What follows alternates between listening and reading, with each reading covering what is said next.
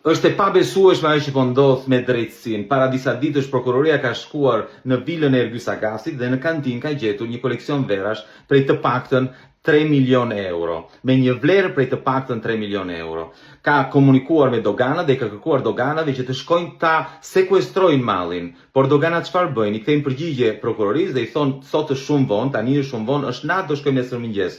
Ndërkohë, lajmërojnë të afërmit të Ergyes Agasit, të cilët shkojnë, marrin verën, prishin provat, prishin dhe kamerat e sigurisë dhe ikin. Qartësisht të nesërmen doganat shkojnë dhe thonë na vjen keq, por aty nuk ishte më mall. Kjo është ajo që po ndodh. Kjo është arsyeja pse SPAK-u kërkon arrestimin e të akuzuarve. Por nëse ky është një tregues i qartë i bashkëpunimit midis krimit të organizuar dhe shtetit, imagjinoni se si prishen provat nga drejtorat e Keshit, OSHE-s apo të Akshit, të cilët pavarësisht se SPAK-u i ka marrë në hetim, disa prej tyre janë në arrest shtëpie, Edi Rama nuk i lëshon.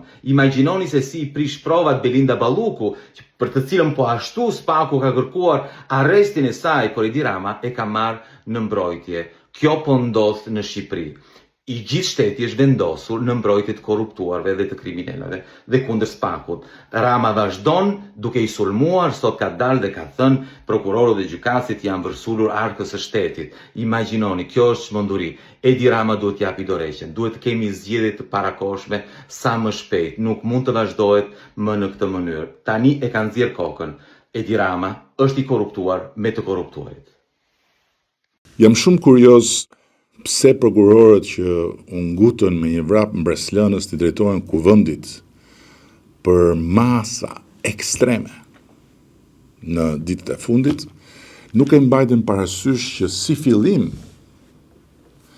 jemi në një çështje ballë për ballë në gjykatën kushtetuese më 22 janar, ku gjykata më e lartë e vendit do të gjykojë në themel çështjen e masës së pezullimit antidemokratik të një antari qeverie me kërkesë prokuroria.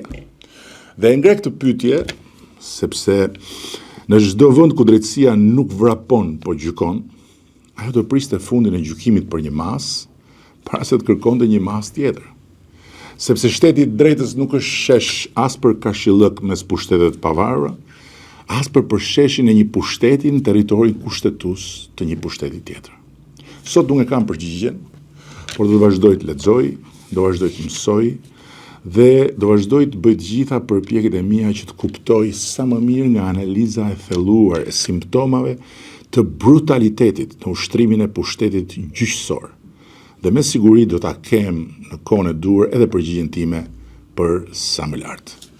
Por në ndërkohë, sikur është bërë qartë edhe në Komisionin e Mandateve në Kuvend, nuk ka asnjë gjas që ne, shumica qeverisëse dhe parlamentare e këtij vendi, ta shqyrtojmë kërkesën e ngutur të prokurorëve për të autorizuar masa të reja ekstreme, të cilat edhe në dritën e raportit të ekspertëve të Këshillit të Evropës, edhe në dritën e raportit të Komisionit të Torturave të Këshillit të Evropës, edhe në dritën e shumë shkaje tjetër, janë vërtet për të marrë dhe për të gjykuar me shumë qetësi.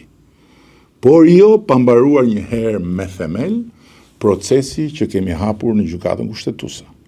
Për masën ekstreme, për masën antidemokratike, për masën antikushtetuese të pezullimit nga prokurorët që sikur s'kishte ndodhur dhe s'ka ndodhur asgjë, erdhën me vrap të kërkojnë masa të tjera. Drejtësia nuk vrapon, drejtësia gjykon. Trokasim, ta din që jam akoma këtu, nuk kam ikur. Se mos mendoj iku ky s'po marrim më parasysh kërkesën.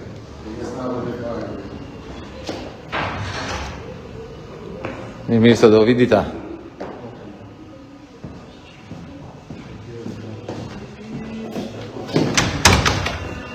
Si ishte?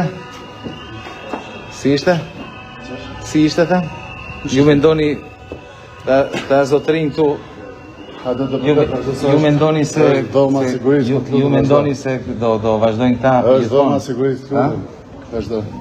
Erdhën një dy gardistë dhe filluan presionin. Po atë nëse s'bën Dhe presion. mendojnë se do jenë këtu për gjithmonë. Jo, nxjerrni kokën. Ju mos e mendoni, ju mendoni se jeni këtu për gjithmonë. Filloi presioni, dërguan. Filloi presioni. Filloi presioni, edhe këtu ka njerëz të ndershëm, po ka dhe palaço që vinë këtu dhe bëjnë presion. Ka gardistë të ndershëm, po ka dhe palaço që vinë e bëjnë presion. Përdorin çdo mënyrë.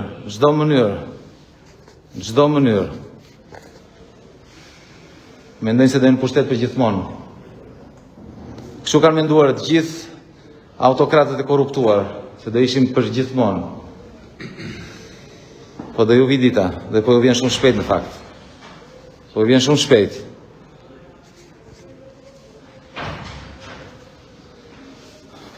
shpejt. Ndërkohë vazhdon shefi, ku është shefi?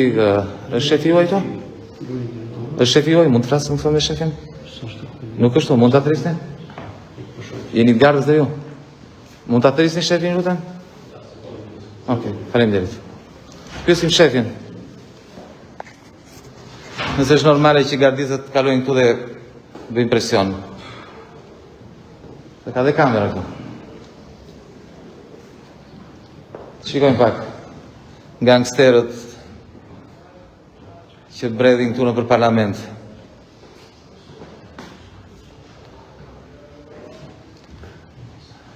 Vazhdojnë. Kujt? Se ma ngrëzërin si kur po të bëjnë në një padrejtësi.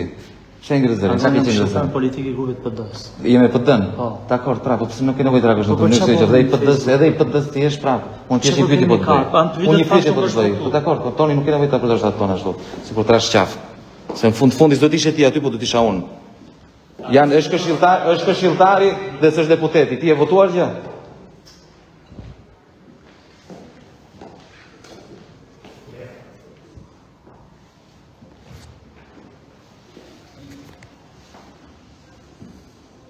Ka vend për këshilltar, po s'ka vend për deputet aty brenda. Imagjinoni, kjo është çmenduria këtij. Të trash dhe zërin. Vazhduar në kokë.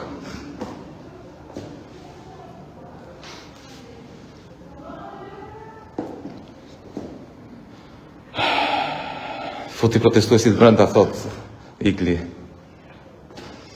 Qa të bëjmë, plasemi.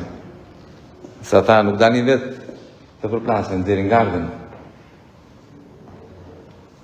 Por si dhe qoftë, dhura nuk është zgjidhja.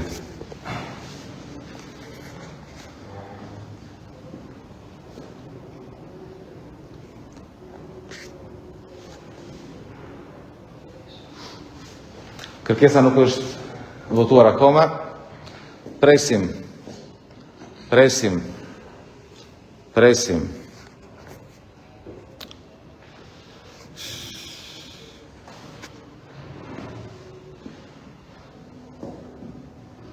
Presim.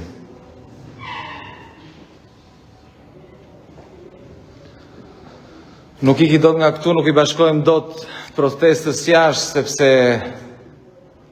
po ika unë dhe e mbyllim me njëri tjetrin dhe besoj se garda nuk mundem të ty fare, as këtu nuk afrojmë dot më pastaj. Kaq duan. Po dola jashtë, s'ka më.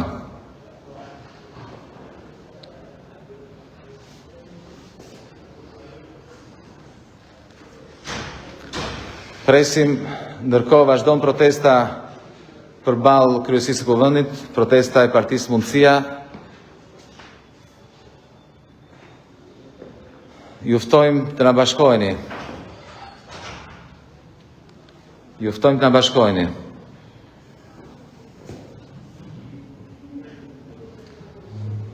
Thot Teuta, agrone ka haka I popull që fle gjumë.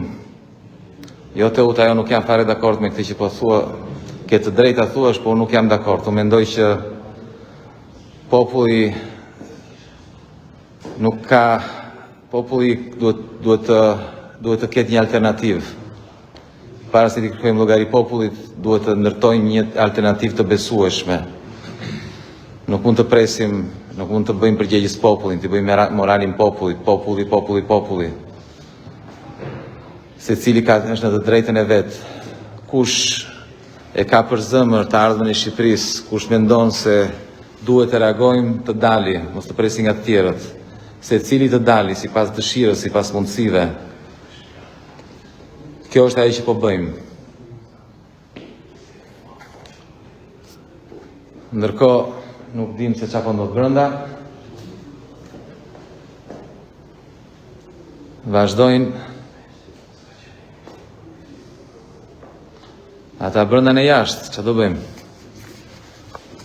Unë me gardën.